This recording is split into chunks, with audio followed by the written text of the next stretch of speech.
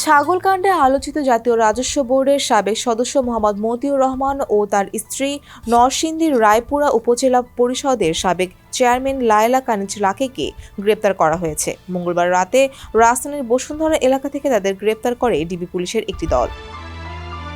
ঢাকা মহানগর পুলিশের উপকমিশনার তালিবুর রহমান গণমাধ্যমকে এ তথ্য জানিয়েছেন। তিনি বলেন, আজ ভোরে গোয়েন্দা পুলিশের একটি দল বসুন্ধরা আবাসিক এলাকার একটি বাসা থেকে তাদের গ্রেপ্তার করে।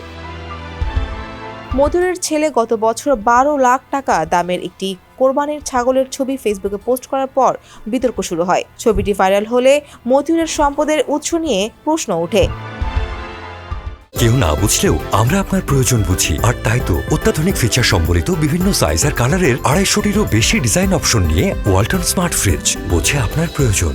এরপর থেকে মতিউরের ছেলের দামি ব্র্যান্ডের ঘড়ি, গাড়ি, বিলাসবহুল জীবনযাপন এবং মতিউর ও তার পরিবারের সদস্যদের নামে রিসর্ট, শুটিং স্পট, বাংলো বাড়ি, জমিসহ নামে বেনামে সম্পত্তি নিয়ে আলোচনা শুরু হয়।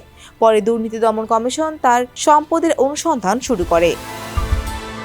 দুর্নীতির অভিযোগের পরিপ্রেক্ষিতে গত বছরের 24 জুন ঢাকার একটি আদালত মতিউর, তার স্ত্রী ও সন্তানদের বিদেশ যাত্রার নিষেধাজ্ঞা জারি করেন।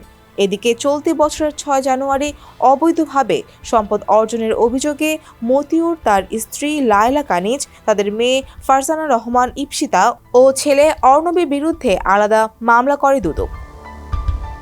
ফৌজিয়া ফারিহা, ডেস্ক রিপোর্ট, সমকাল।